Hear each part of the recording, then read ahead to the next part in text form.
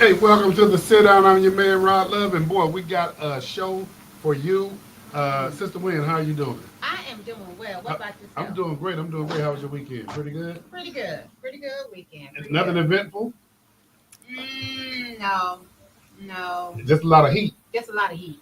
I hear you. Yes. Hey, What Doc about Polite. you? Wait a minute. Hold on. What about you? I had a whole lot going on. I'm gonna get through Doc Polite, then I'm gonna back up into all Okay. of all of my Okay. little happenings. Okay. But Okay. Doc Polite, I hear you had a hot weekend too. Man, you see, I told you before we come on the air, ain't no way in the world I wear no jacket. Hey, hey, hey, Doc, you feeling the heat? Man, listen, my guy be here in the morning to fix his AC, and it took so long because I had to order the whole outside unit, and they had to Wow. ship it and everything. So, and he wasn't here this weekend, so he'd be here first thing in the morning at 9 o'clock. Hey, And like I told you, I bet you y'all there's know a that lot ain't of my time of day. Hey, I bet you there's a lot of calls for service right now Yeah. with air Oh conditioning. yeah, Yes. oh yeah, Yes. Hey, oh for yeah. those of you who just tuned in, welcome to the sit down. And during the sit down, man, I tell you, we like to grind on conversations that impact Wait a communities. minute, wait, back up. What about your weekend? See? See? Hey, He went. He's trying to skip exhausted, over, and he ought to be proud exhausted. of the weekend he had. What my weekend was, my baby girl was honored with 28 other students Yes. from the surrounding area. Good job, Mondo. And when I say she was honored, this is the last one that I have. I know all your kids, you and Doc, all y'all kids have graduated high school and Yes. done their thing. Yes. This is my baby girl Reagan. Mm. She graduates next week. I mean, it'll be official, and then she'll start that next chapter. But I have to give credit to ZAP. I have to give credit to the faith community.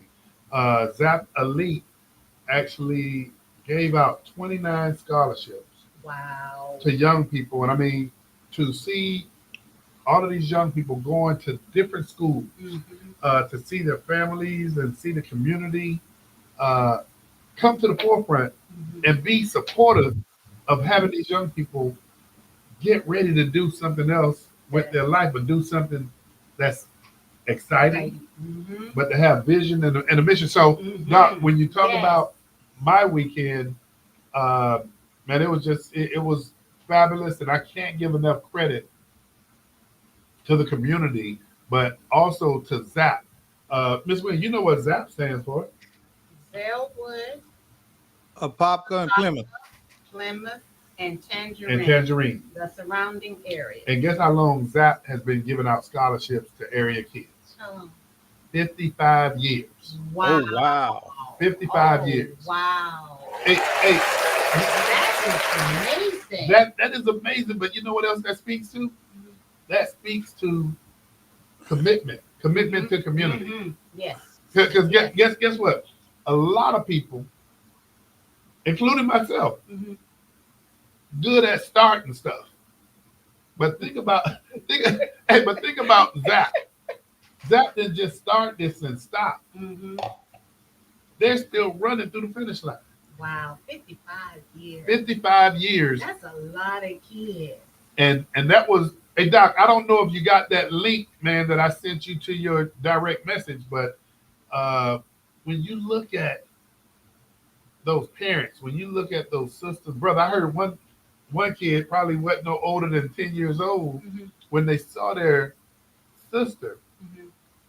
standing in the front of it had to been I got to say over 200 people there, Wow. and you heard this voice out of nowhere says, Mhm. "That's my sister." That's a proud young man. But you know, it's also setting the tone and the tempo for her younger siblings. Mm-hmm. Next, we're going to see you up there. That's it. Mm-hmm. That's it. Yeah. You know that old Yes. saying about leading by example. Mm-hmm. Man, it was something else. But you know, I will say this, and Zap said it best. Pastor Bradford, Pastor King, uh, the South Apostle Ministry Alliance are engaged in this. But here's the other thing: in order to give out 29 scholarships, you need what? Donations. You need donations. Donations to make it happen. Yeah. Because I mean, Zap not pulling that money out of the air. Mm-hmm. Not off the tree either. You're not, yeah, you know that. Hey, go bury $1 in the ground if you want to see if it grow you a money tree. Hey, hey, let me watch you go bury $1. I'm gonna go dig it up. Yes. So I got your clip queued up. Hey, well, Doc, go ahead, man, because people need to see this. Good afternoon. Hey, while there's still much work to be done in the community, I want to acknowledge, my sincere appreciation for the meaningful progress that's being made, especially based on what I witnessed this past Sunday by faith and civic leaders. ZAP Elite, that's been in the community for over 55 years, awarding scholarships to young people, awarded 29 scholarships to area youth yesterday. And I mean, it was just a powerful testament to inspire young people to dream and imagine what their futures are going to look like. While we stand on the shoulders of giants, not just shaping communities, but shaping futures. And so I ask, what do you believe the answer is to this question? Why are there so many churches, and why are we doing so badly as Black people, as a group, despite the extreme number of churches? And do you think that there is a correlation between our high praise and our low productivity?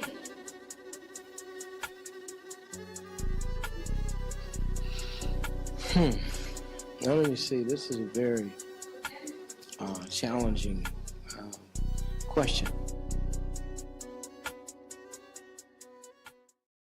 Hey, and Doc, I appreciate how you queued that up because it brings us back to what I was saying about Zach. Mm-hmm. Faith without work is dead, and I'm not a preacher. Yes. But, hey, Uh-oh.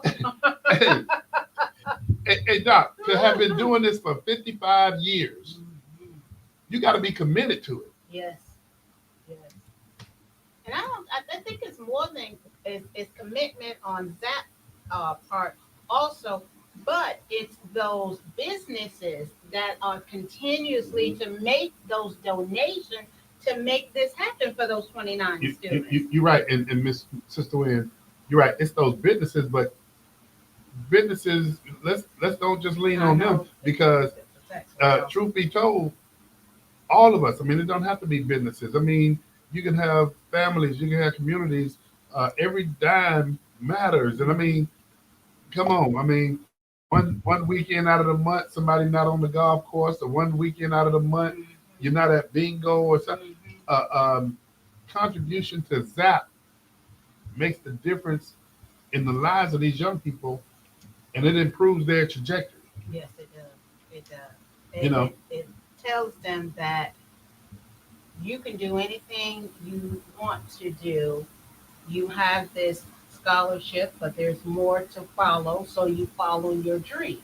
You're right. Pastor Bradford, he was the person to give words of encouragement to the young people. Mm-hmm. And he said something that I thought was very apropos for those young people.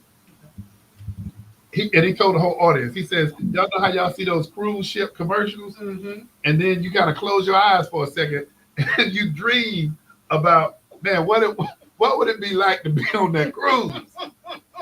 Well, he really forced those young people to dream. Use your imagination about what do you want to do with your life? Where do you want to be? Yes. And that's what you got to do. It really is. It really is. And I just love to even talk to them. They are so intelligent, and they're intelligent and smart at a young age. Yeah, you're right. That's what's like, whoa, you just blow my mind away with some of the dreams and aspirations that they have when they become into high school and follow their dreams. You know what? I'm giving Zap all the commercial time possible, but I gotta say, Miss Rose Morris, Miss man, come on now, that's my neighbor too, Tarver, Miss Tarver. I mean, they are, and the grandmother you met with, Miss Amani's grandmother. Yes. Yes. You know, and it's more. I mean, it's more people, more names and stuff. But these folks are putting in the work, and I just want to congratulate them for what they are doing and what they have done. 55 years Wow. is being committed and loving what you do. It is. It So, is.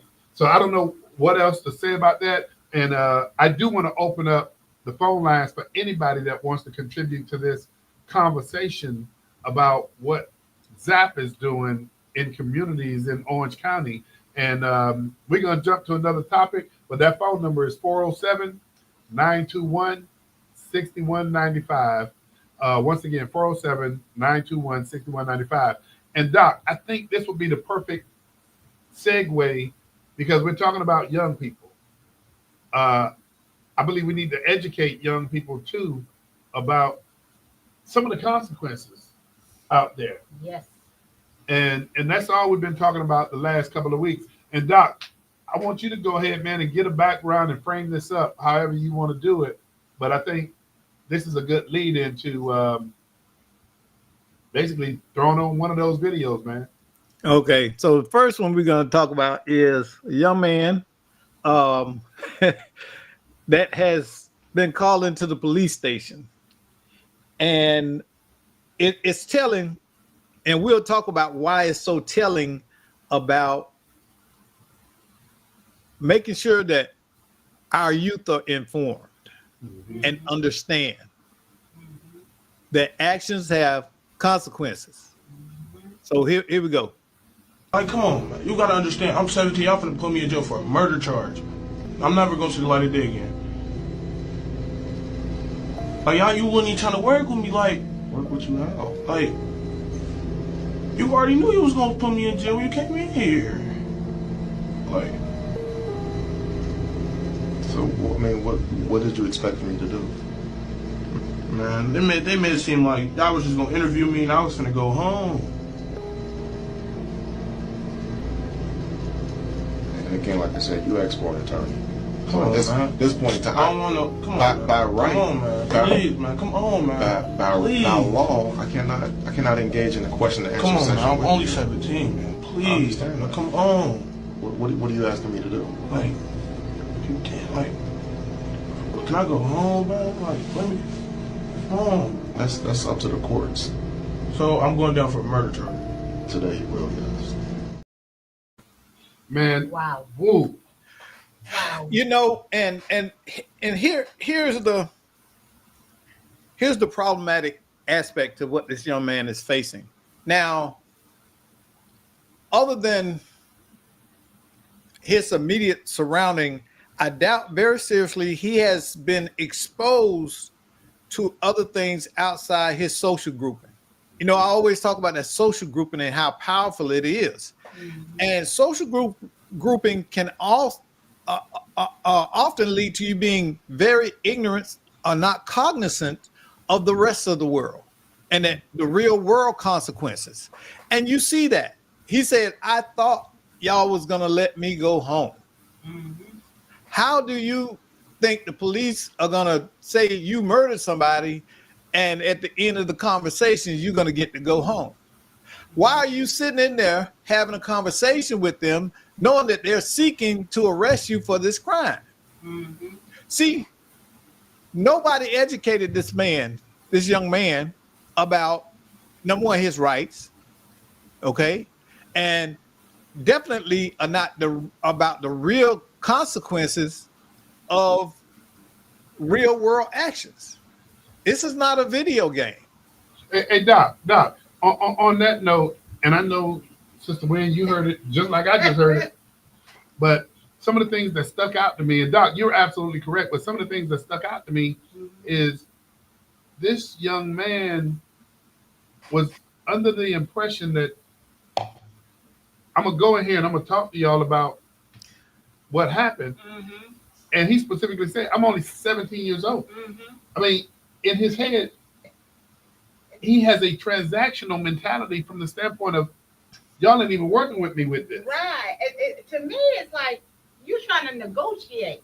Are you trying to negotiate? I mean, if you I don't care what age you are. If you pick up a gun and you kill somebody, you need to pay the consequences and do the time. I don't care if you're 16, 17. You knew when you picked up that gun what you was going to do, and you did it. Mhm. And it's like, and they probably had to go look for him. He'd turn himself in. He probably hid. That made it worse. This So is I what have happens no- when, hey, this is what happened when Boo Boo the Fool is your best friend. See, Boo Boo the Fool gonna say, man, don't worry about it, dog. They ain't gonna catch you and all of that stuff. And we got your back, dog. You ain't going down for this. They ain't going down like that. And you get caught up. You're like, dog, man, them people got you. Yes. They found a gun, dog. Yes. We ain't got no money for no lawyer for you. We can put some on your books. Yeah. You want some commissary? I'll go down there and put $40 on your book. But Doc said it best. And I think this is the kind of stuff that needs to be, I'm not gonna say taught. This is the kind of real life experiences that need to be shown. Yes. And It really does. and when Doc says, man, we got your back. Every time we play one of these videos, when you see these young men in that box of a room, you don't go in that room with friends. You go in there by yourself. You go in there by yourself. Yep, everybody got their own box. Everybody Everybody got their own box. You know what, Doc? You're right. But at that same time, the ones that said I got your back, where are those? And then what also gets me is when you sit there and you know who the other person is, and you're gonna sit there and say, I don't know. But where your friends at then? Where your friends at then? Let me tell you something. One thing about Doc, I'm gonna tell you up front. I'm a snitch. I'm gonna tell it all. I'm gonna sing like a mockingbird. I'm not gonna ride for you. I'm not gonna keep it real. I ain't gonna take it to the grave. Yep, he did it. She did it. Because see, this is my mentality. Now, y'all know Doc ain't always been Doc. I always tell people that. There used to be a saying back in my day, charge it to the game. And what that meant is, we out here playing cops and robbers, and you a robber and it's the cops. There's a consequence. You understand that if you get caught up, you made the choice to be a robber. Yep. So roll with it. Yep. So yeah. But you know what? On that note, and I'm glad that we came together as a group and we said, you know what? Let's take a different approach to what we've been talking about. Let's show some real life events. Yes. But when we show those real life events, what you see when Doc was talking about, I got, his boys say, I got your back and all that kind of stuff. You see those chests out. You see this macho or this real heavy that false bravado, that machismo, that thug up. And Doc, I want to show the other side that folk don't see too often when the chest gets sunken in and that voice start getting a high pitch tone. Yes. Doc, here we go. Charges concerning relevant charges being ordered held without bond. This is the moment a 16-year-old broke down in court after being denied bond for the murder of another teen. Sean Simpson is being charged under a new law that allows 16 and 17-year-olds to be charged as adults. He's accused of fatally shooting 16-year-old Zaquavius Dawkins, who was running errands for his mother when he was hit 3 times in the back. Simpson also tried to end the life of the victim's friend who was injured during the attack. The victim's grandmother said she knows Simpson and that he had harassed and threatened her grandson in school before. Simpson was arrested and charged when police linked him to the crime in court. He broke down when he found out he was being denied bond and being charged as an adult. His charges are currently first-degree murder and attempted first-degree murder.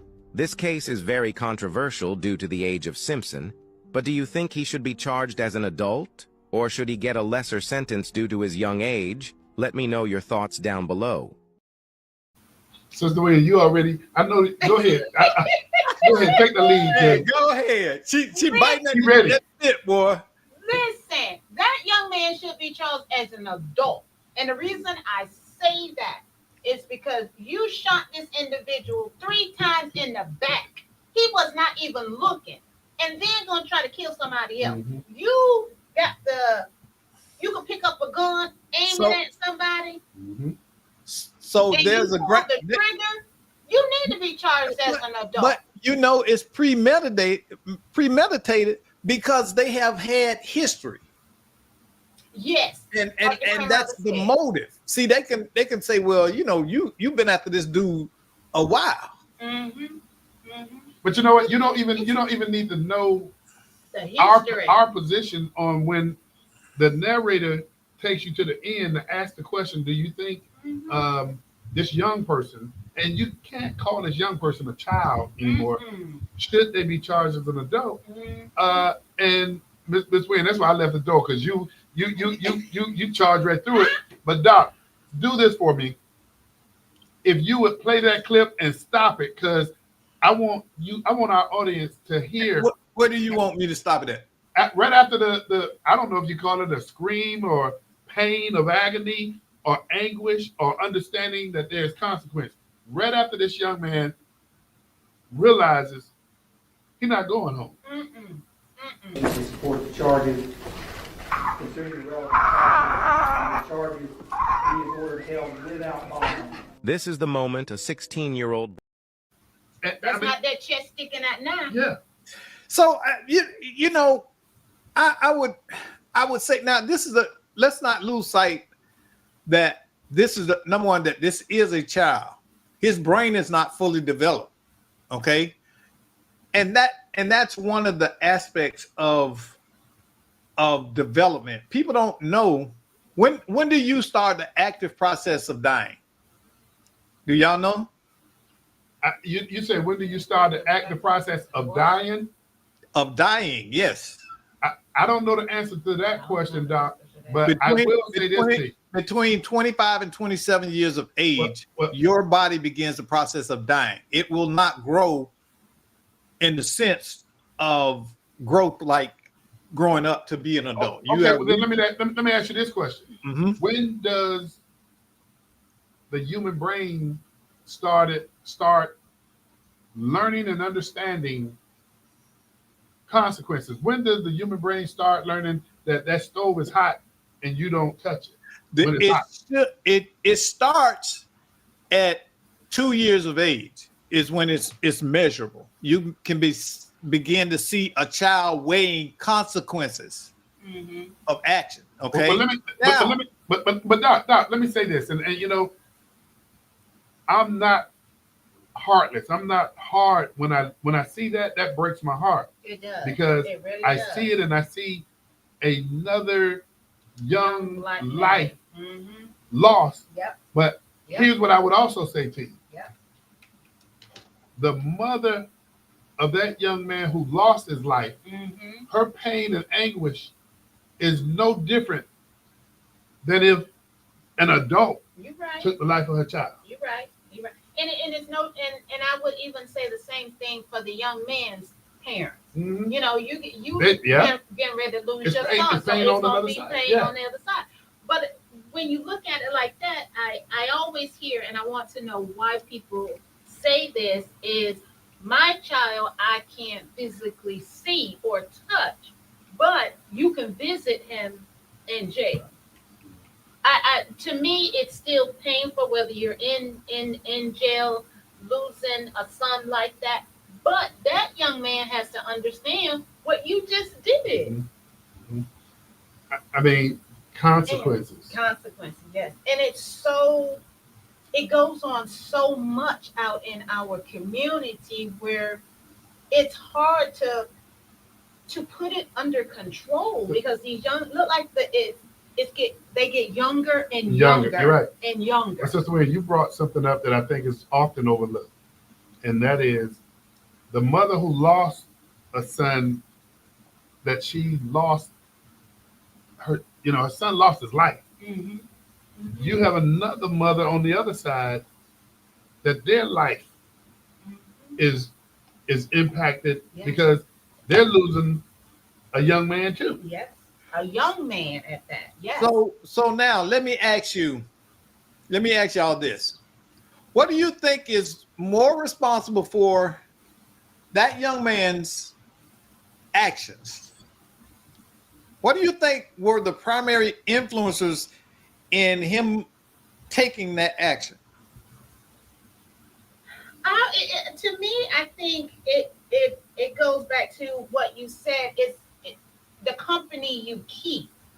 The company, and I would say the company you keep. I don't know. I would put it on that community or not, but I would definitely put it on the company that you keep. Okay. And what I would say is it's not any one thing that is responsible for where this young man found himself at. It's not any one thing. This young man, and I don't know, but when you look at percentages as it relates to, and it's sad to say, the African American family today, not in 1970. 1970, you saw more of the African American family as a unit. You had Yes. more fathers in the Yes. home then, but I would say it's a combination of things. It's a combination of this young man potentially coming from a single parent home where a man or a father figure is absent. I'm going to say when you look, and this is not trying to be reflective of this young man's parent, because you got parents that try to do all they can do, Yes. and unfortunately, for whatever reason, the governance over their children, something goes wrong. But you could have a situation where him being allowed, or not even being allowed, but being out in them streets. You know, we talk about, what is it, the 3 yards, Doc? Yep. We talking about the graveyard. I'm sorry. Let's start. The home, the yard, the prison yard, and the graveyard. See, those are the primary factors that actually most of us are exposed to. We all have exposure in some way, shape, or form. If I make the choice to drive drunk at my age, I'm transitioning from the home yard to what? To the prison yard or to the graveyard. Yeah. So we got to make these choices, not just for kids, but adults as well. This is why you find people in their 20s and 30s who are making those type of choices and suffering those consequences. So Doc, what do you think? So Doc, why do you think this young man found himself where he's at?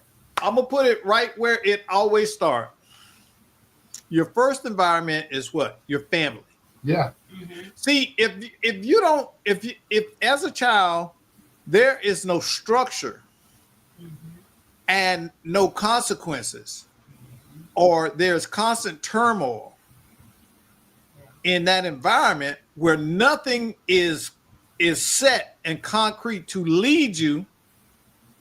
You don't know conflict resolution. You don't know how to self-soothe when you're upset.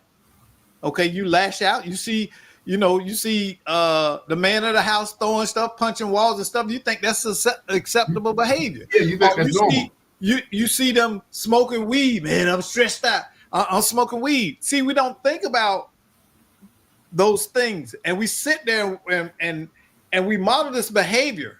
Okay, you are always modeling behavior if you have children. I don't care whether you tell them to do or not to do. 90% of humans do what they see, not what is said. They follow. We learn more so through observation and mimicking. Okay, that's why we say, let me show you how to do it. Right. And more people are tactile learners than any other group. We can listen. Auditory is the least effective way to learn, because it depends on interpretation of what's being said.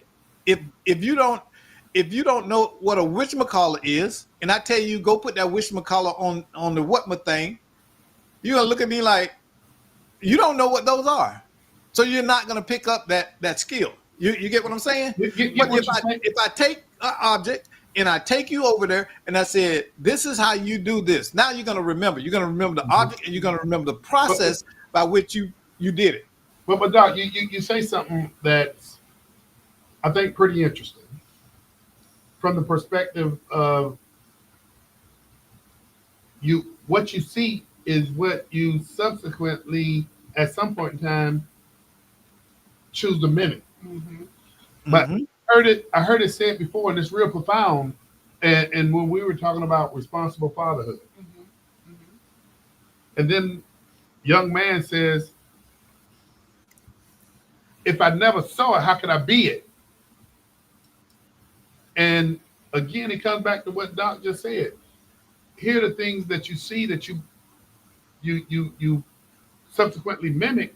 But if you're hearing about being a responsible man, being a responsible father, and the young man say, I didn't see it, so how can I be it? That's a very profound statement and observation. That is. Well, no, it's you could take it that way, or you could take it as a deflecting the responsibility of being exposed to it. Because it's like, have y'all ever heard a little kid cuss? A little kid, 2, 3, cuss? Just cuss up a storm.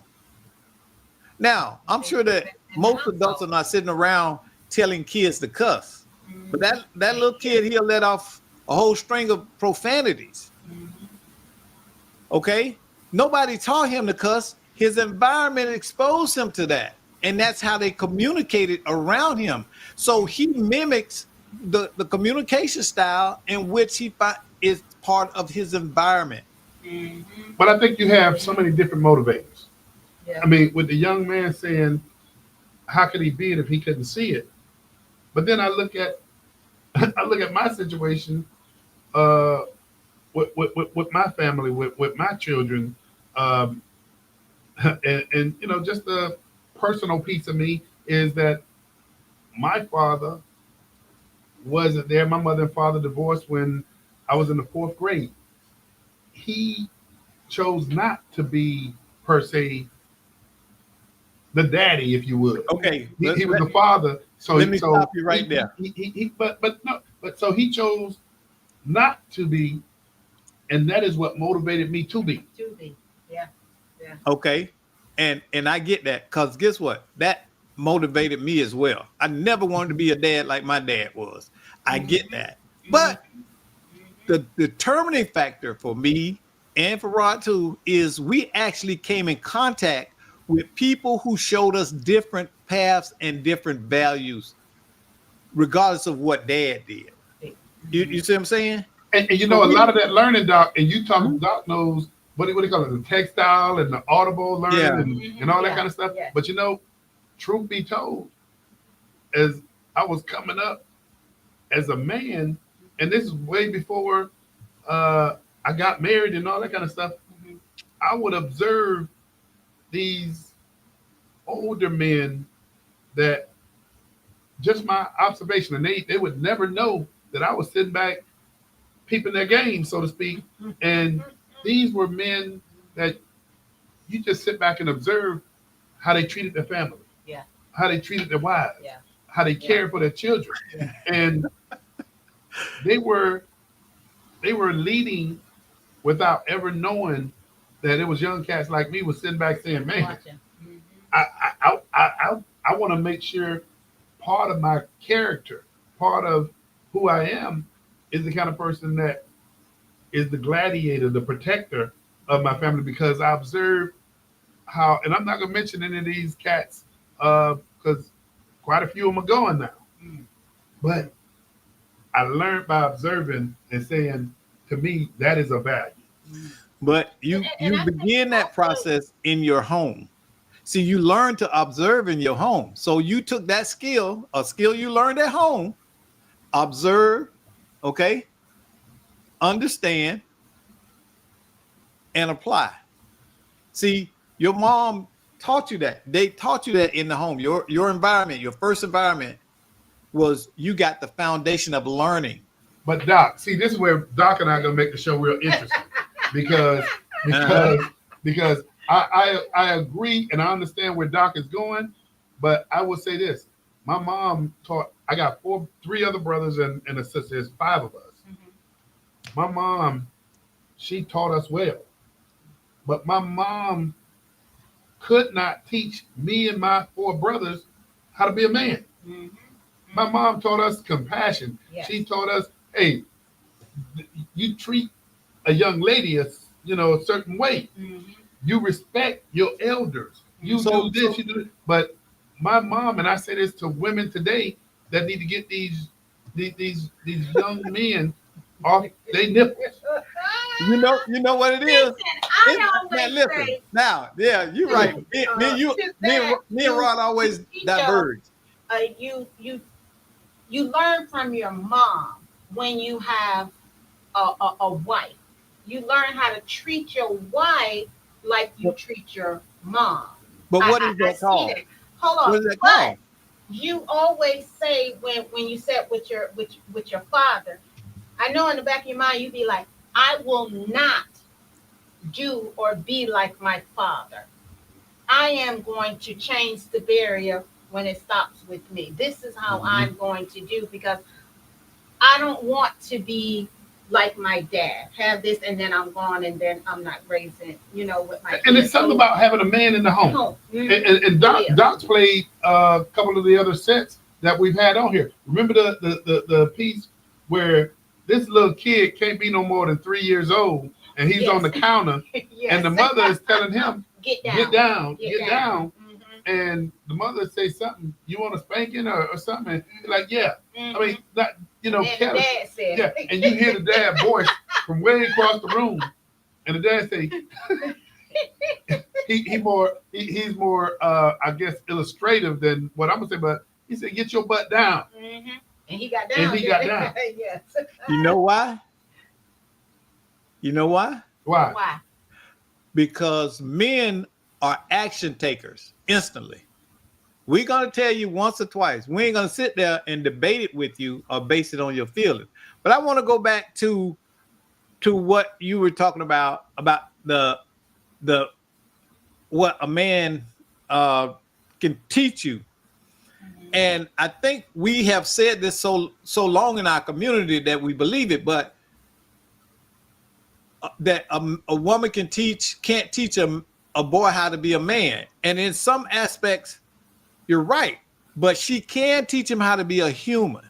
And the values that you express and have can be taught by anybody that loves you and values you. See, you could be taught to respect women. Why? Because it's respecting people. Respect all people. That's a value that mom or dad can instill in you. Okay? And men help with dealing with manly emotions. How do we move? How, we look at that. How do we move in the outside world? How do you approach business? Stand up. Stand up straight. Don't look at the ground. And I can remember that being that was a mantra in my family, especially when we were out in public and white folks spoke to us. My grandma would knock you in the head if you look down at the ground. But that's a soft skill. I teach my daughters, look a person in the eye when you're talking to them. You shake their hand with a firm handshake. And I mean, those are. But traditionally, those are masculine traits that men teach their sons.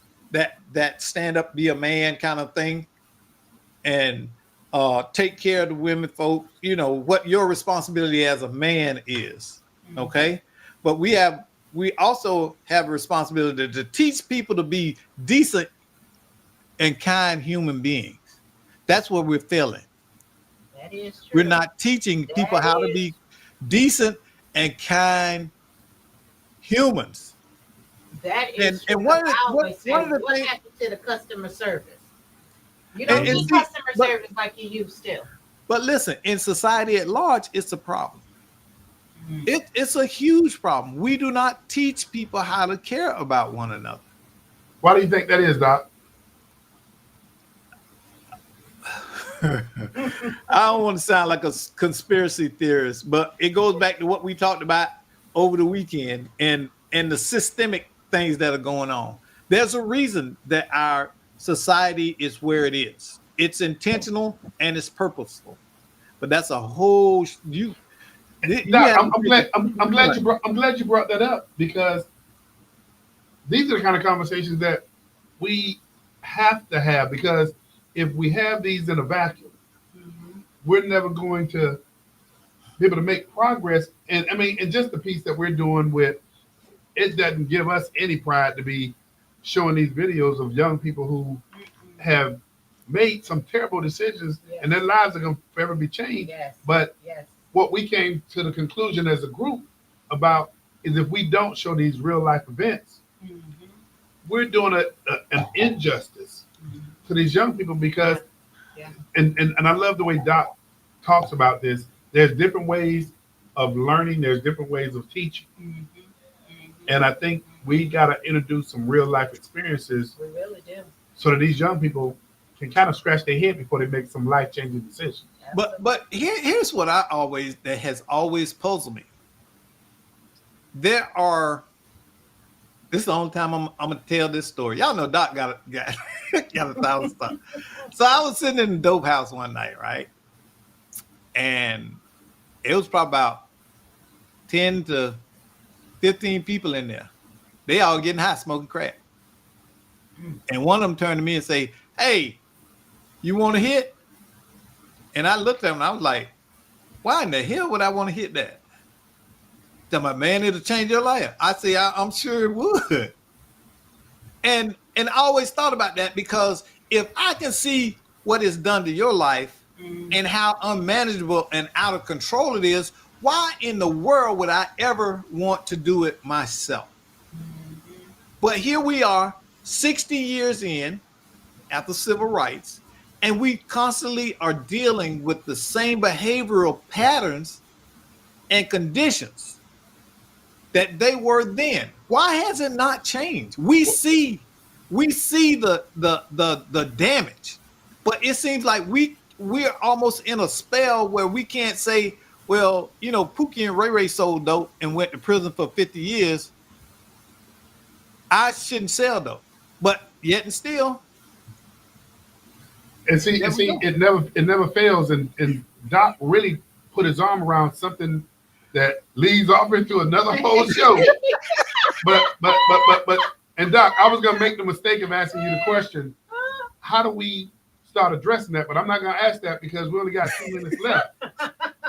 But I get your point in case, Doc, and it frustrates me to pose this question because we're gonna close this thing out.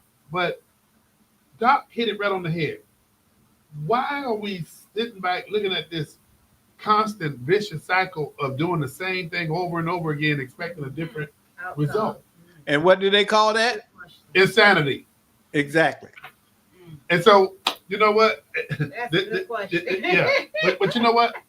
Doc, Sister Wynn, we're going to continue to come back week in, week out, and we're going to find ourselves at the same place we are right now with not enough time to close out. But I will say, Doc, I appreciate the both of you because we dive in the deep end to try to come up with solutions. And to the both of you, I say thank you. I appreciate y'all. Hey, to our viewing audience, the sit down takes place every Monday from 6 to 6:45. If we're lucky and Doc and Sister Wynn don't start going off in a different direction, and then we start a whole new show. Yeah, girl, I'm proud of you. You starting to grab that soapbox. Yeah, you're right. Doc. Wait. That's right. Get in there. Hey, Doc, get in where you fit in. She getting a lot of fight in her. But hey, for those of you, tune in to the sit down. If you want to be our guest, nothing for you to do but go ahead and dial in, call us, email us. Phone number 407-494-2406. Let us know what your topic is. Let us know what you want to dive in on. And we look forward to welcoming you. And of course, iron sharpen iron. So sometimes we may not agree. And we might have to make you better and sharpen your points. But until then, tune in next week to the sit down. And we look forward to having you. Keep me in y'all prayers for my AC. Because next week, if it ain't fixed, y'all going to see me on here naked. Y'all gonna see. Oh. Hey, we don't want to do that. I wanna see Hey, that. we'll see y'all next week. Tune into the sit down. Hey, Have a good week. have a good week.